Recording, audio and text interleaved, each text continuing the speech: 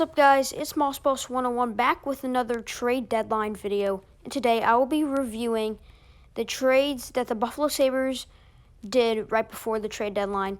Now, I will not be including the Eric Staal trade, which we got Eric Staal in exchange for Marcus Johansen to the Wild, because that was not recent. But before the trade deadline, we had about 4 recent trades, so let's talk about them. Before we start, hit that subscribe button and like for more content like this. Now let's begin.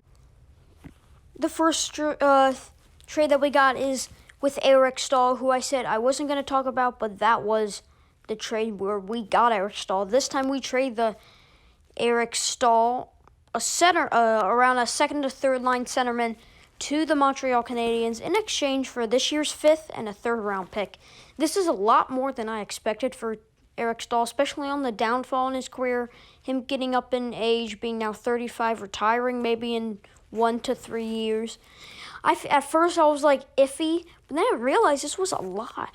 I mean, just straight up 5th or just straight up 3rd round pick would have been enough, but then you throw in one of those, and for a guy who's played kind of crappy this year, I mean, that's kind of good. I know that he's one of our best goal scorers, but after the first 3 goals in the beginning of half of the season, he gave up the puck and he was looking slow.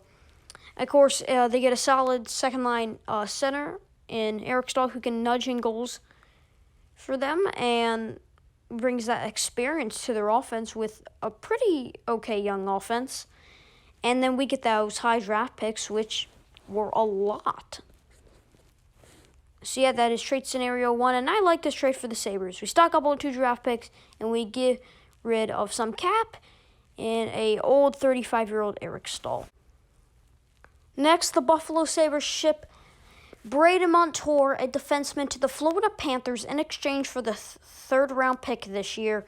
Now, I heard that this is actually a huge assess from the poor play that Brayden Montour has played this season. Sorry, I hated Harden Montour. I meant to say Brayden Montour. I may correct that, but who cares? Anyway, so we get, I was thinking maybe a 4th, but we got even higher than I expected, and maybe we could have gotten a 2nd out of that.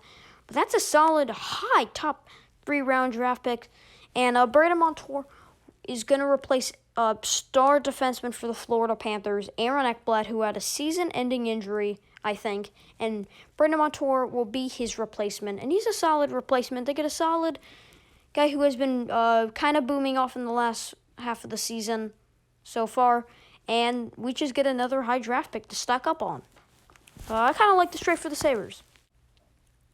Next, the Buffalo Sabres traded 2nd to 3rd goalie Jonas Johansen to the Colorado Avalanche in exchange for a 6th round pick. This is what he's worth. I was saying, maybe a 7th round pick. I didn't like this trade as bad as Jonas Johansen was, averaging about just 2 more points until 4 goals for average. They had a terrible backup when their starter was playing, and which is okay. We get another, kind of late, but yet at least not like a 7th round pick this year. It's okay. We stock up on draft picks once again, which we have done a lot between the late rounds to early round. And I guess that's a lot more than maybe you could expect from a guy who almost allowed 4 goals average and a guy who was a 4th round pick. Not much expected from him.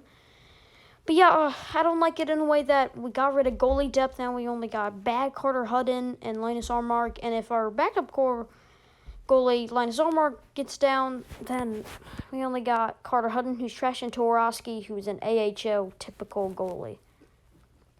So I didn't like this trade necessarily, but it wasn't bad because we got the solid 6th round pick, which may be a little bit more than what Jonas Johansen's worth.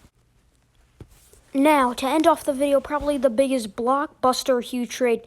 The Buffalo Sabres get prospect Andrews Bjork and a 2nd round pick this year, and the Bruins get Taylor Hall, a winger, and Curtis Lazar, around a 4th to 3rd line center.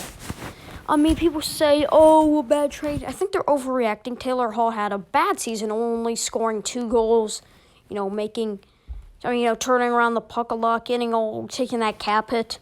And we had to get rid of him eventually because, his contract was coming up and rather get at least something. And we got a high second-round pick and a prospect who's underrated and, a great prospect and one of our future guys. Andrew Bjork, who had his great debut against the Bruins yesterday, his former team. And I think Andrew Bjork, despite his bad stats, is going to be a good future. I mean, it's not good in any way. Like, he gave up Hall, still not superstar, but around that type. And then Curtis Lazar, who I was probably even more upset about giving away. Then the more I thought this could be a better trade for us. We only retained Taylor Hall's 50% salary, and then at the end of the season, that's all gone away. They can let him go or re-sign him. And Curtis Lazar gets $800,000 to add up to that big $8 million contract. So Anders Bjork is a great prospect. A second is good. We didn't get the first compared to, the Manta trade, but that was just downright bad for the Capitals. So I like a return. People around the media need to stop overreacting. Taylor Hall had a bad year. Curtis Lazar was one of my favorite players for the Sabres when he was with the Sabres. Now I hate him because he trash talk to them. But anyways, Curtis Lazar is Taylor Hall is kind of good this year.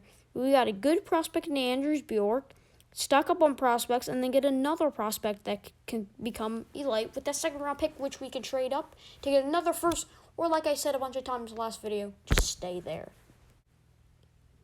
Thank you guys for watching, and I'll see you guys next time. Peace, subscribe, and like.